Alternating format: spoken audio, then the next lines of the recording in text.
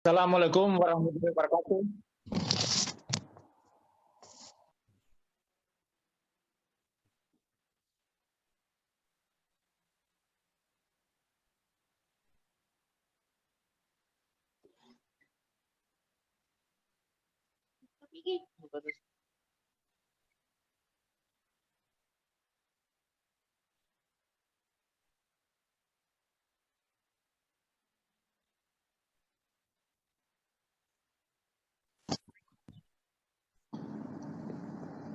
Halo.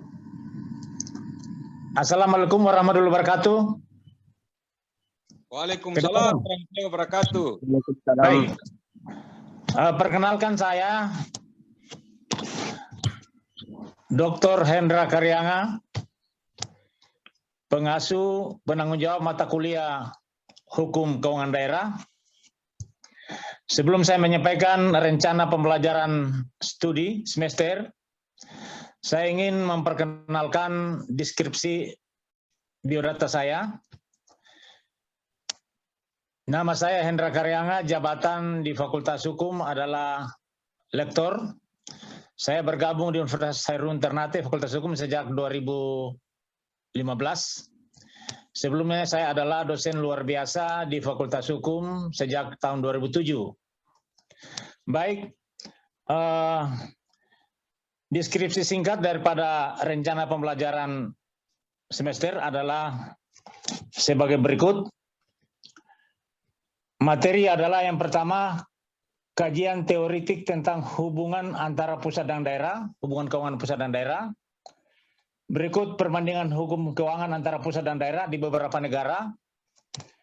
Ketiga, perkembangan pengaturan hukum keuangan antara pusat dan daerah. Kemudian berikut pembiayaan dalam rangka pelaksanaan dekonsentrasi. Kemudian berikut pengelolaan dan pertanggungjawaban DAU dan DAK. Kemudian pembiayaan dalam rangka pelaksanaan dekonsentrasi dan tugas pembantuan. Kemudian pinjaman daerah, 8 anggaran pendapatan dan belanja daerah. Kemudian rencana capaian pembelajaran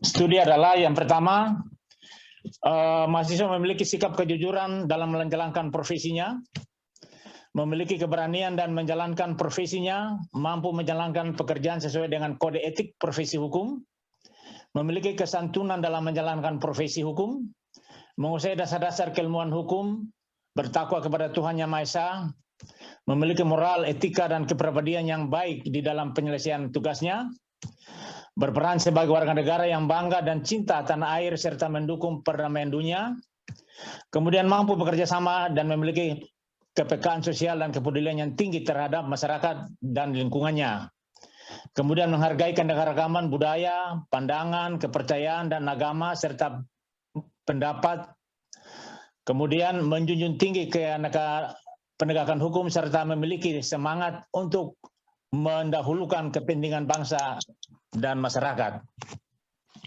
Dari capaian pembelajaran yang akan dicapai adalah mampu menguasai dengan baik atas hukum dan sistem hukum Indonesia, mampu dalam keterampilan dasar dan pengetahuan ilmiah untuk mengembangkan hukum dalam ilmu hukum, memiliki kepekaan terhadap permasalahan keadilan masyarakat.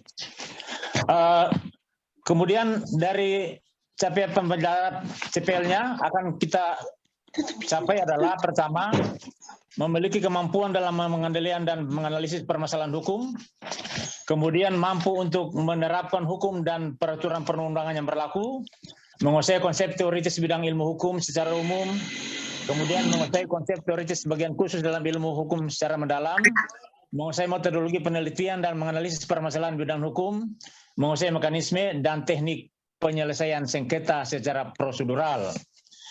Keterampilan umum adalah mampu menganalisis kasus-kasus pidana, perdata, dan tata negara, mampu menyusun draft kontrak dan dokumen legitimasi, mampu menyelesaikan masalah hukum baik secara legitimasi maupun non-legitimasi, mampu menjelaskan dan mendiskusikan tentang ilmu hukum dan sistem hukum Indonesia, kemudian mampu berpikir yuridis untuk menganalisis dan membangun argumentasi dan penalaran hukum dalam rangka menemukan dan menerapkan hukum untuk pencegahan kasus hukum, kemudian mampu dalam bernegosiasi, berkomunikasi, beracara di pengadilan, beradvokasi dalam rangka merancang serta menulis dokumen hukum, kemudian memiliki pemikiran, sikap, dan perilaku mencerminkan pribadi yang mengetahui tentang peranan dan tanggung jawab ahli hukum, mampu mengamplikasikan bidang keahlian hukum dan memanfaatkan ilmu hukum, teknologi, dan atau seni pada bidang hukum dan penyelesaian sengketa. Kemudian keterampilan khusus adalah mampu membuat legal opinion, mampu menganalisis dokumen-dokumen terkait dengan bidang hukum perdata, mampu memfasilitasi penyelesaian sengketa hukum dirgantara secara litigasi dan non-litigasi, mampu menjelaskan dan mendiskusikan tentang hukum internasional, hukum antarabangsa dan hukum udara, serta perdata dan tata usaha negara. Kemudian mampu berusaha dan memimpin organisasi kewirausahaan di bidang hukum seperti kepengacaraan atau advokat. Kemudian mampu menyusun teknik perbuatan kontrak dan perjanjian kontrak, legal draftingnya, mampu merancang dan membuat rancangan peraturan perundang-undangan, legislative drafting, kemudian mampu membuat surat kuasa, surat gugatan, replik, duplik, memori banding, memori kasasi, peninjauan kembali, memiliki kemampuan dan keterampilan dalam teknik persidangan, baik dalam bidang perdata, pidana, dan tata usaha negara, kemudian memiliki kemampuan berkomunikasi gagasan, persoalan, dan pemecahan masalah bidang hukum. Dari CPL, maka akan dilanjutkan dengan bagaimana mahasiswa bisa mendeskripsi tugas-tugasnya. Setelah mengikuti perkuliahan ini, mahasiswa diharapkan dapat memahami dan menjelaskan konsepsi dasar model pembiayaan pemerintahan daerah, pengelolaan keuangan daerah, sumber keuangan daerah, dan perimbangan antara pusat dan daerah. Kemudian kemampuan akhir pembelajaran adalah 1, mahasiswa dapat memahami dan menjelaskan asas-asas penyelenggaraan pemerintah daerah dan hubungan hukum antara pusat dan daerah. Yang kedua, mahasiswa dapat memahami hubungan keuangan antara pusat dan daerah di negara Inggris dan Belanda, di beberapa negara. Yang ketiga, mahasiswa diharapkan dapat memahami perkembangan pengaturan hubungan hukum antara pusat dan daerah. Yang keempat, mahasiswa dapat memahami pembiayaan dalam rangka desentralisasi. Kemudian yang kelima, mahasiswa diharapkan dapat memahami pengelolaan dan pertanggungjawaban DAU dan DAP. 6, mahasiswa diharapkan dapat memahami pembiayaan dalam rangka penyelesaian dekonsentrasi dan tugas pembantuan. Ketujuh, diharapkan mahasiswa dapat memahami konsepsi pinjaman daerah. Dan kedelapan, mahasiswa diharapkan dapat memahami konsepsi dan fungsi APBD. CPL yang dibebankan kepada mata kuliah adalah beberapa capaian pembelajaran lulusan program studi yang digunakan untuk pembentukan pengembangan sebuah mata kuliah yang terdiri dari aspek sikap, keterampilan umum, keterampilan khusus, dan pengetahuan. Kemudian dari CPL ke CMK adalah kemampuan dijabarkan secara spesifikasi yang dibebankan pada mata kuliah dan bersifat spesifik terhadap bahan kajian ilmu pengetahuan. Dari CPL ini kemudian metode pembelajaran adalah melalui ceramah umum, kemudian diskusi-diskusi kelompok, kemudian pembuatan makalah, kemudian penulisan jurnal. Dari model pemberian kuliah ini diharapkan mahasiswa dapat memiliki keterampilan hukum yang lebih luas dan memahami persoalan-persoalan hukum di masyarakat terkait dengan pengelolaan keuangan daerah. Untuk selanjutnya saya akan menyampaikan materi kuliah sebagai berikut.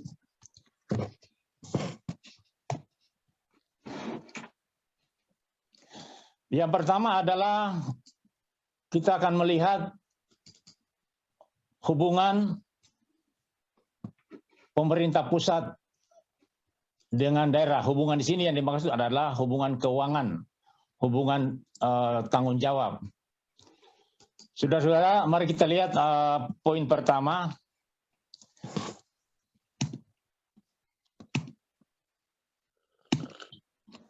Bagaimana hubungan pusat dan daerah? Yang saya jelaskan di sini adalah hubungan keuangannya. Kita ketahui bahwa Indonesia adalah sebuah negara demokrasi yang didirikan di atas konstitusi dasar besar, yaitu Undang-Undang Dasar 45. Di dalam Undang-Undang Dasar 45 telah diletakkan dasar yang sangat kuat bagaimana bentuk negara, bagaimana tujuan negara itu dilaksanakan. Nah, kita adalah negara demokrasi dan bentuk negara kita adalah negara kesatuan. Dalam negara kesatuan, maka pemerintah memiliki fungsi secara luas menyelenggarakan pemerintahan dan tugas-tugas pembangunan untuk apa? Untuk mencapai cita-cita kesejahteraan rakyat. Nah, mari kita lihat. Saya mau bicara dulu sebelum kita masuk pada pemerintahan yang disebut dengan saat ini Orde Reformasi. Sebelum pemerintahan reformasi kita berada dalam satu era pemerintahan yang dinamakan dengan era pemerintahan Orde Baru. Nah, Orde Baru itu meletakkan sistem pemerintahan yang sifatnya sangat sentralistik. Artinya, kekuasaan pemerintah itu berada di pemerintah pusat, tidak diserahkan, tidak diberikan kepada daerah. Dampak yang sangat besar daripada sistem pemerintahan yang sentralistik itu adalah negara ini mengalami kehancuran demokrasi. Cita-cita kesejahteraan rakyat itu kemudian tidak dicapai dan itu hanya menjadi slogan di dalam konstitusi kita. Itulah sebabnya kemudian reformasi tahun 1998 merubah sistem pemerintahan dari sentralistik ke desentralistik. Sentralistik adalah paham. Sentralistik adalah paham kekuasaan pemerintahan berada di pusat. Anda bisa bayangkan negara Indonesia begini luas dari Sabang sampai Merauke, ya, 34 provinsi, 547 kabupaten kota, 17.000 pulau, kemudian itu kekuasaan itu berada di pusat. Dampaknya adalah terjadi ketimpangan antara pembangunan di pusat dan pembangunan di daerah. Kita lihat saja katakanlah pada zaman itu pembangunan di Jawa lebih maju dari pembangunan di timur. Kondisi yang demikian dapat menimbulkan disintegrasi bangsa. Keadilan sosial itu harus dirasakan, harus dinikmati oleh seluruh rakyat Indonesia. Nah, kaitan dengan ini, maka Reformasi 1998 melahirkan pemerintahan yang desentralistik. Yang dulunya sentralistik menjadi desentralistik. Yang dulunya di pusat diserahkan kepada daerah. Lahirlah apa yang kita sebut dengan Undang-Undang 2299. Nah, menurut saya kalau kita bicara negara demokrasi dengan sistem pemerintahan negara kesatuan, maka harus ada pembagian penyerahan kewenangan dari pusat ke daerah. Pembagian dan penyerahan kewenangan itu bermaksud supaya tugas fungsi negara itu dapat didesentralisasikan kepada daerah sehingga daerah-daerah di Indonesia, daerah-daerah itu mampu membangun dirinya, mampu membangun daerahnya dalam rangka apa? Dalam rangka mencapai cita-cita kesejahteraan rakyat. Nah, saya memulai mengantar kita pada hari ini dengan memahami desentralisme. Desentralisme itu adalah paham penyelenggaraan pemerintahan di mana pusat menyerahkan kewenangan kepada daerah dan daerah itu mengurus rumah tangga daerahnya masing-masing. Nah, apa itu desentralisme? Atau apa itu desentralisasi? Desentralisasi itu adalah penyerahan kewenangan sebagian yang ada di pusat kepada daerah. Jadi desentralisasi itu adalah penyerahan kewenangan, sebagian kewenangan pemerintah pusat kepada daerah. Apa yang diserahkan? Seluruh diserahkan kepada daerah, hanya ada 5 hal yang tidak bisa diserahkan. Yang kalau kita lihat kepada Undang-Undang 23 2014 disebut dengan kewenangan mutlak. Jadi ada 2 kewenangan, ada kewenangan mutlak, ada kewenangan konkuren. Kewenangan mutlak di sini adalah agama, tidak bisa diserahkan kepada daerah. Keuangan, tidak bisa diserahkan kepada daerah. Pertahanan, keamanan, tidak bisa diserahkan kepada daerah. Keuangan, tidak bisa diserahkan kepada daerah. Hubungan luar negeri, tidak bisa diserahkan kepada daerah. Di luar dari 5 kewenangan itu, bisa dikelola oleh pemerintahan daerah. Dalam hal ini, kalau kaitan dengan pengelolaan keuangan daerah adalah berarti pemerintah daerah memiliki kewenangan untuk mengelola seluruh potensi daerah, kekayaan alam daerah, untuk apa? Dalam rangka pendapatan asli daerah. Dalam rangka peningkatan pendapatan asli daerah itulah kita bicara dalam konteks pengelolaan APBD. Tapi saya masih ingin kita pada hari ini mau menjelaskan dulu apa sih yang menjadi hubungan antara pusat dan daerah menurut konstitusi kita. Menurut Undang-Undang Dasar 45 atau konstitusi kita, hubungan antara pusat dan daerah itu adalah dalam rangka memperkuat Negara Kesatuan Republik Indonesia. Jadi, hubungan di sini adalah memperkuat NKRI.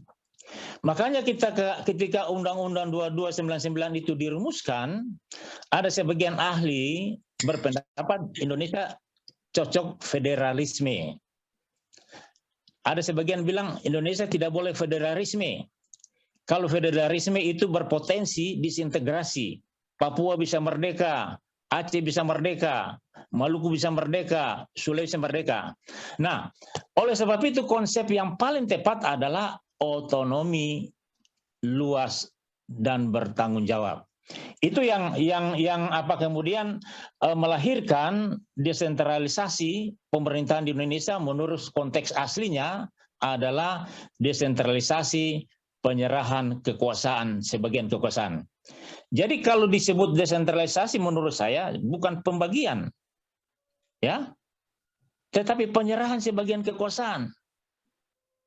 Desentralisasi juga bukan pelimpahan, ya. Bukan pembagian, bukan pelimpahan, tetapi penyerahan. Nah, dalam konteks ini, mari kita lihat. Ada benang merah perubahan Undang-Undang 2299 ke Undang-Undang 32 2004 dan Undang-Undang 32 2004 ke Undang-Undang 23 2014. Kenapa Undang-Undang 22 itu dirubah? Ini kita bicara hubungan keuangan pusat dan daerah, ya. Kenapa Undang-Undang 22 itu dirubah? Padahal teks original asli, kalau kita bicara desentralisasi atau undang-undang tentang desentralisasi adalah menurut saya adalah Undang-Undang 22 tahun 99. Itu yang asli, yang original.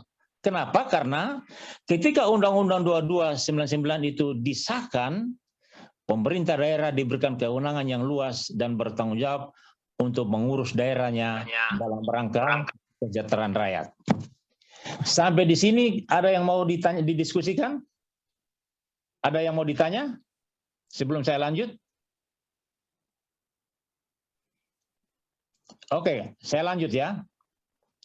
Jadi Undang-Undang 2299 tentang desentralisasi itu dalam konteks adalah mempercepat cita-cita rakyat Indonesia sejahtera. Atau dengan kata lain, pembangunan Indonesia yang berkeadilan sosial. Apakah dengan Undang-Undang 2299 itu cukup menghantarkan rakyat Indonesia untuk sejahtera? Ataukah apa dengan Undang-Undang 22 itu cukup anggaran pendapatan dan belanja daerah itu terkelola dengan baik? Sebenarnya kalau kita mau bicara jujur dalam konteks ilmiah, Undang-Undang 2299 itu adalah yang paling baik diterapkan. Tidak perlu dirubah menjadi Undang-Undang 32. Tidak perlu dirubah menjadi Undang-Undang 23. Kenapa? Karena desentralisasi yang paling benar adalah desentralisasi di mana pemerintah pusat menyerahkan sebagian kewenangan kepada daerah dan daerah mengelola itu secara otonom. Tidak ada intervensi dari pusat. Sekarang mari kita lihat, apakah ada intervensi? Ya, ada intervensi. Mengubah Undang-Undang 2299 itu adalah dalam bentuk intervensi kekuasaan pusat kepada daerah. Padahal kalau kita bicara konteks hukum, yang namanya penyerahan, ya sudah diserahkan, tidak boleh lagi ditarik. Tapi sekarang kenyataannya kewenangan itu diserahkan, kemudian ditarik lagi dengan cara apa? Mengubah Undang-Undang 22 menjadi Undang-Undang 32. Dulu zaman dulu zaman rejim Undang-Undang 2299 itu kepala daerah, bupati dan wali kota memiliki hak penuh untuk mengelola daerahnya, termasuk mengangkat pegawai, mengelola potensi-potensi sumber daya alamnya, tanpa ada yang bisa diintervensi. Sayangnya usia Undang-Undang 22 ini tidak lama. 99, kemudian 5 tahun 2004 dirubah. Kenapa dirubah?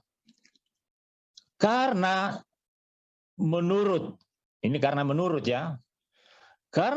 pemerintah pusat bahwa Undang-Undang 22 itu pendelegasian kewenangan itu terlalu luas dan mutlak. Kepala daerah, bupati, dan wali kota kadang-kadang tidak mau tunduk pada instruksi gubernur, instruksi menteri, bahkan instruksi presiden. Itu masalahnya. Undang-Undang 2299 kemudian melahirkan raja-raja kecil di daerah, para bupati dan wali kota, seperti raja. Itu persoalannya. Jadi, kaitan dengan negara demokrasi, kaitan dengan sistem pemerintahan demokrasi, kalau kita bicara demokrasi, berarti pemerintah itu dipilih oleh rakyat dan pemerintah itu melayani rakyat. Tapi konteks itu hilang ketika kewenangan itu disalahgunakan. Jadi secara ilmiah sebenarnya desentralisasi kewenangan yang paling utuh, yang paling benar itu adalah dalam konteks desentralisasi menurut Undang-Undang 2299. Saya kurang sependapat kalau kemudian desentralisasi itu diperteli. Desentralisasi itu kemudian dipotong setengah-setengah. Tidak bisa. Secara ilmiah kalau kita bicara desentralisasi, menyerahkan berarti penyerahan itu dilakukan dan tidak boleh lagi diintervensi. Oke, sampai sini ada yang mau didiskusikan? Ada?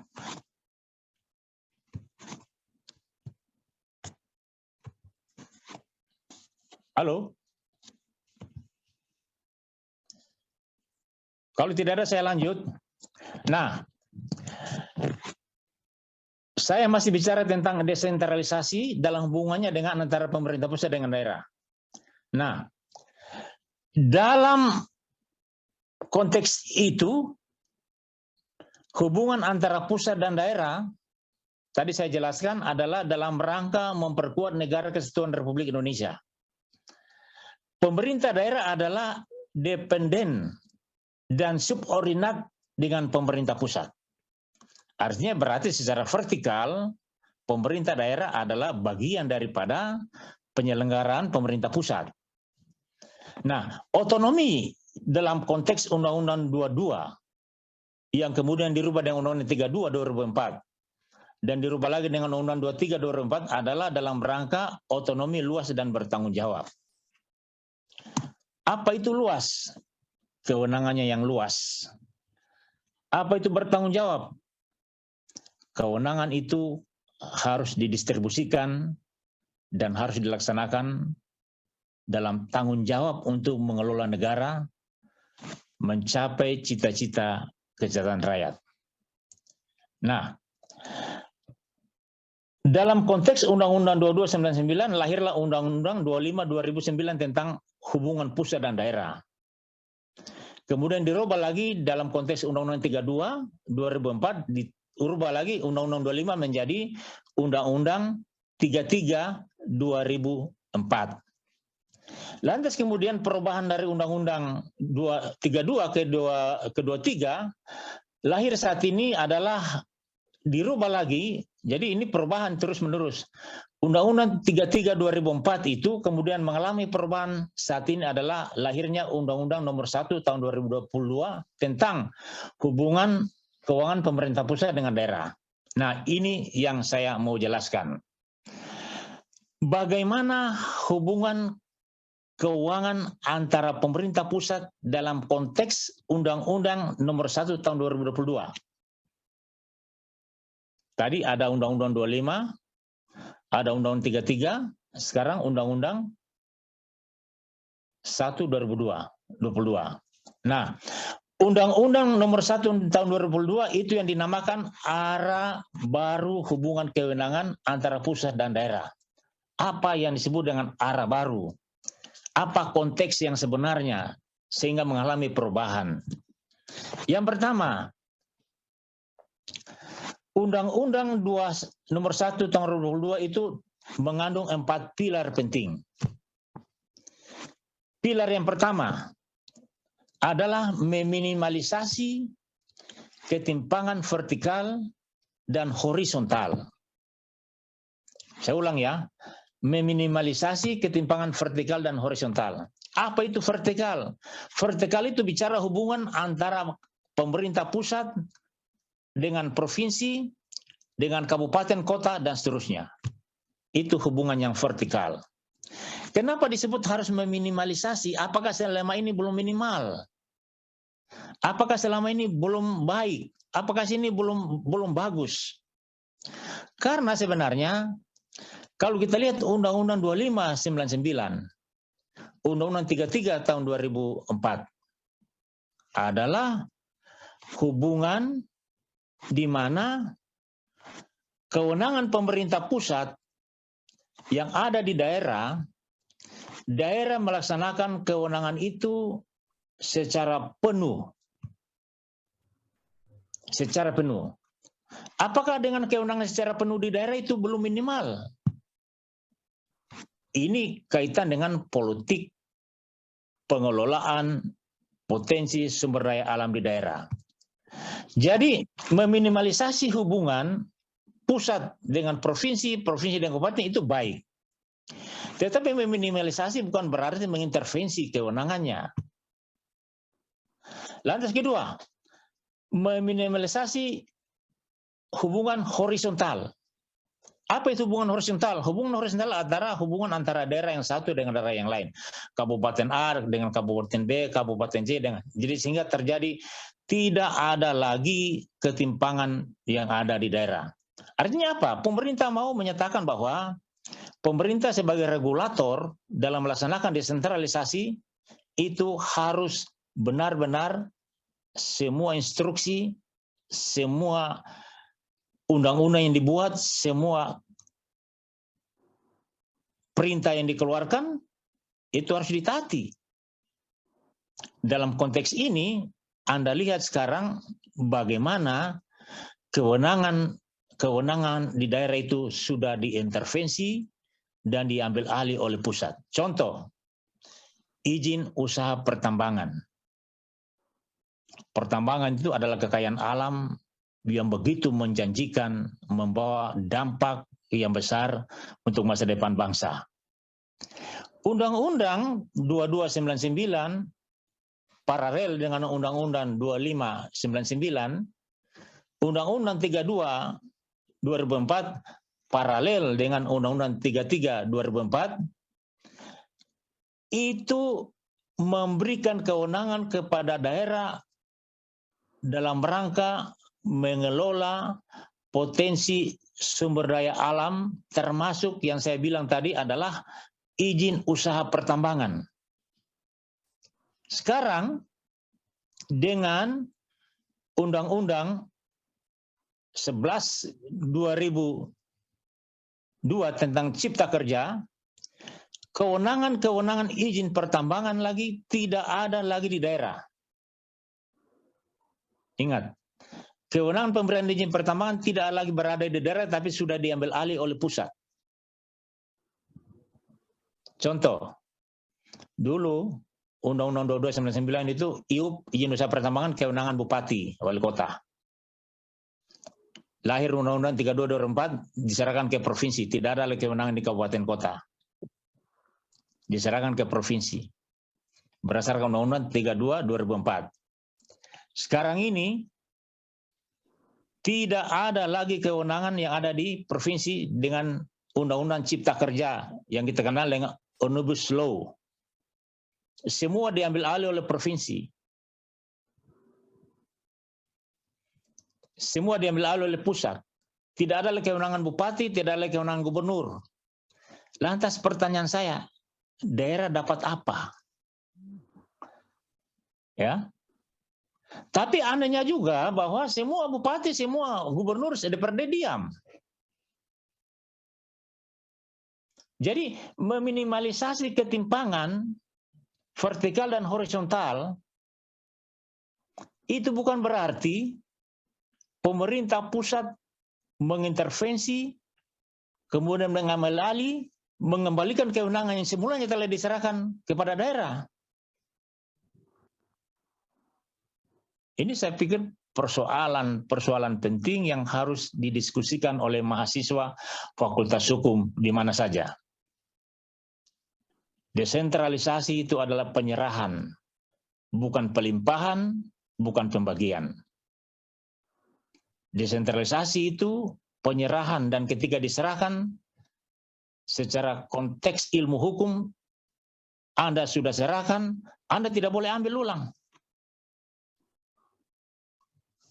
Berikut, pilar yang kedua, mengembangkan sistem pajak daerah tetap memberi dukungan kepada dunia usaha. Jadi, tahun 2021 ada kurang lebih 1.000 perda yang dibatalkan oleh Depdagri. Katanya mengapa dibatalkan? Karena perda itu tidak mendukung dunia usaha. Jadi setiap peraturan daerah yang dikeluarkan harus pengusaha diuntungkan, mendukung dunia usaha. Secara konteks ilmu hukum, ya pembentukan perda, sebuah perda itu bukan hanya menguntungkan dunia usaha, tetapi harus lebih melindungi kepentingan rakyat. Jangan pengusaha yang diuntungkan terus, tetapi rakyat dirugikan.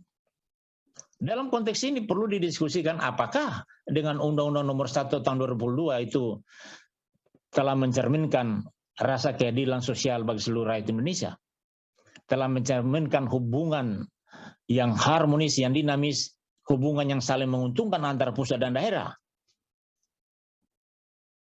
Ini perlu didiskusikan. Pilar yang ketiga adalah mendorong peningkatan kualitas belanja. Kalau ini saya setuju. Ya. Jadi belanja APBD itu harus belanja yang berkualitas. Apa itu kualitasnya? Belanja yang menghasilkan barang dan jasa yang bisa dinikmati oleh seluruh rakyat Indonesia. Jangan belanja yang menghambur-hamburkan uang. Jangan belanja yang boros. Karena asas penyelenggaraan keuangan negara kita bilang bahwa pengelolaan keuangan negara itu dilakukan secara efektif, efisien, transparan, akuntabel. Apa itu efektif? Apa itu efisien? Efektif artinya bisa digunakan dan sehemat-hematnya. Tidak boleh boros. Seberapa rupiah yang dikeluarkan untuk belanja harus bermanfaat untuk keadilan sosial bagi rakyat Indonesia. Jadi tidak boleh boros. Jangan belanja menurut kemauan pemerintah, tapi belanja yang dikeluarkan adalah menurut keperluan, kebutuhan rakyat Indonesia. Kemudian yang pilar yang keempat adalah harmonisasi belanja pusat dan daerah. Apa yang perlu diharmonisasi? Karena desentralisasi itu kemudian pemerintah pusat, karena itu keuangan itu berada di pusat, maka harus desentralisasi ke daerah yang kita kenal dengan desentralisasi fiskal. Desentralisasi fiskal dalam konteks undang-undang otonomi daerah adalah pemerintah pusat mentransfer dana alokasi umum, dana alokasi khusus kepada daerah masing-masing kabupaten kota menurut jumlah dan besarnya. Nah, sekarang apa yang perlu diharmonisasi tentang belanja pusat dan daerah? Menurut saya terdapat sesuatu yang menimbulkan ketidakadilan di tengah-tengah masyarakat adalah ketika pemerintah menerapkan cara perhitungan dana alokasi umum. Indikator adalah hanya dihitung daerah yang luas daratannya, jumlah penduduknya, kemudian rentang kendali pemerintahannya. Tetapi daerah-daerah yang luas lautannya tidak dihitung. Kalau ini indikator dipakai, maka daerah Jawa yang diuntungkan. Kita di daerah-daerah kepulauan seperti Maluku, Papua, Sulawesi sangat dirugikan karena laut kita yang begitu kaya kandungannya, yang begitu melimpah, yang memberikan sumbangsi terhadap pembangunan di Indonesia tidak dihitung. Berarti ada terjadi gap. Jadi harmonisasi apa di sini yang akan dicapai?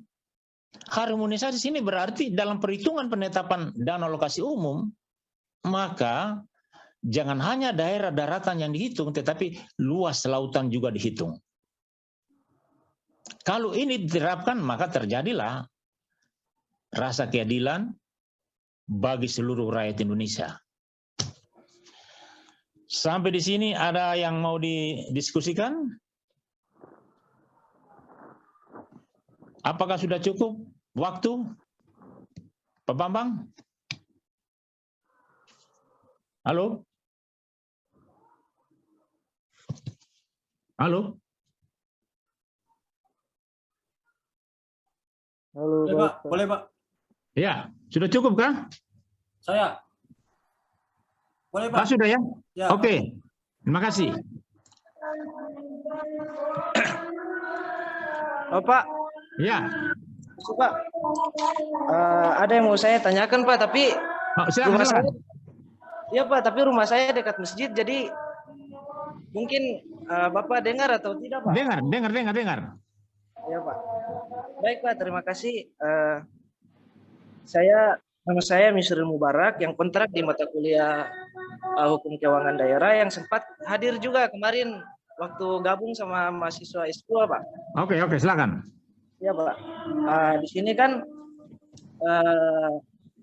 yang sudah Bapak jelaskan tadi, bagaimana banyak perubahan-perubahan undang-undang diantaranya itu yang pertama Undang-Undang Nomor 22 Tahun 99 menjadi Undang-Undang Nomor 32 Tahun 2004, kemudian menjadi Undang-Undang Nomor 23 Tahun 2014. Nah, tapi menurut Bapak yang orisinilnya adalah Undang-Undang yang pertama Pak. Iya. Nah, terus juga yang saya baca di buku Bapak itu di halaman 48 itu bagus Pak, di sini saya baca tentang APBD untuk siapa dan milik siapa. Iya. Nah, di sini saya singkat saja Pak, saya ingin bertanya bagaimana apa sih proses pengelolaan keuangan daerah yang baik menurut Bapak? Iya. Oke, saya jawab ya. Baik Pak, terima kasih Pak. Jadi yang pertama, saya tetap pada pemikiran dan pendapat saya bahwa desentralisasi atau undang-undang tentang otonomi daerah original asli itu adalah dalam konteks Undang-Undang 2299. Itu yang paling asli. Karena dalam konteks itu, dalam konteks Undang-Undang 29, itu pemerintah pusat tidak ada hak untuk campur ke daerah sana.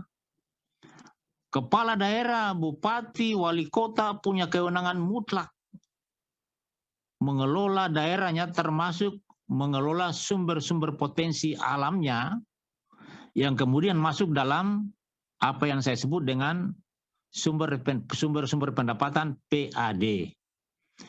Pendapatan hasil daerah itu adalah salah satu penerimaan APBD kita.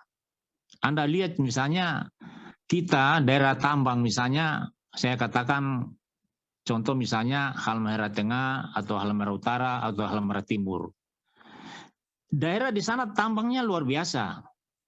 Sumber daya alamnya luar biasa. Kalau kita pakai suatu perhitungan ekonomi, maka rakyat harus sejahtera. Tidak ada yang menderita di sana, tidak ada yang ekonomi lemah. Harus sejahtera karena apa? Mereka ada di daerah lingkaran tambang. Artinya apa?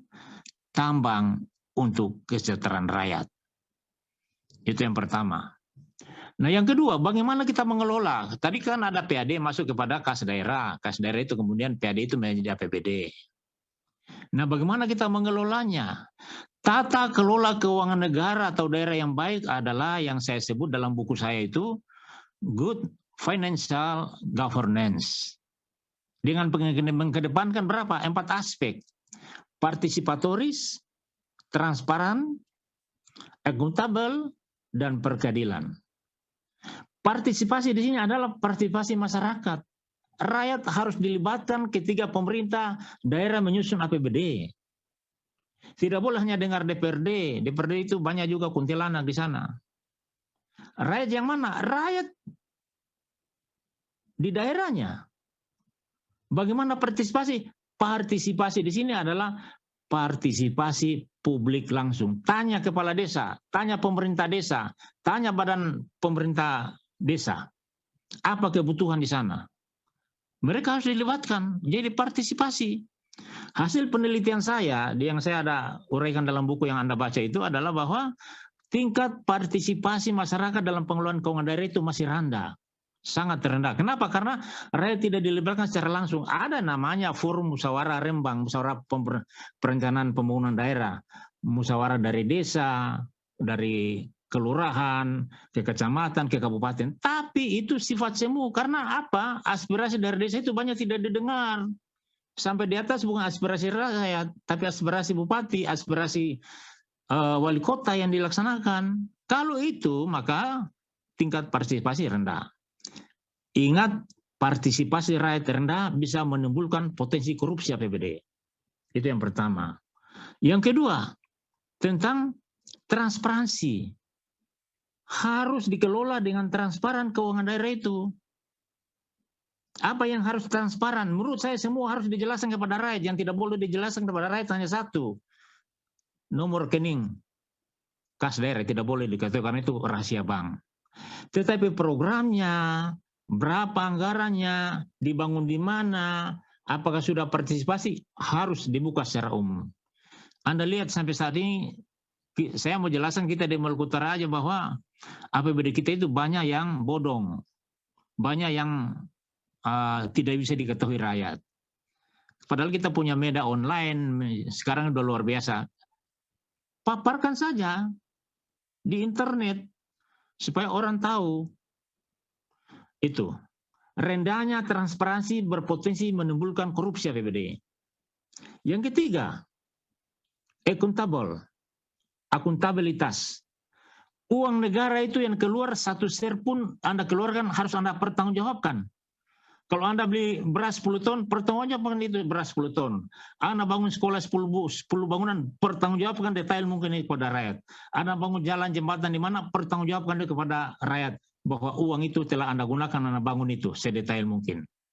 Dan itu diaudit oleh BPK. Kemudian berikut, berkeadilan. Adil. Keadilan itu harus adil dibagi. Saya kasih contoh, misalnya Kabupaten A punya 12 kecamatan. 12 kecamatan harus merasakan APBD itu. Tidak boleh Kabupaten A, tidak boleh kecamatan A besar, kecamatan B kecil. Biasa kalau pilkada, kalau kepala daerah menang di kecamatan A, dia akan jor-joran itu anggaran ke kecamatan A. Kecamatan B dan C yang dia kalah, dia tidak kasih anggaran ke sana, dia kasih juga menetes. Itu yang saya jelaskan bahwa prinsip tata kelola keuangan harus good financial governance. Oke ya? Masih ada? Halo? Pak. Halo, Pak. Masih ada? Cukup?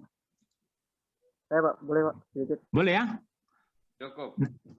Nanti kita lanjut ya. Cukup Oke, ya? Pak. Oke, Pak. Baik. Assalamualaikum. Waalaikumsalam. Makasih, Pak. Ya.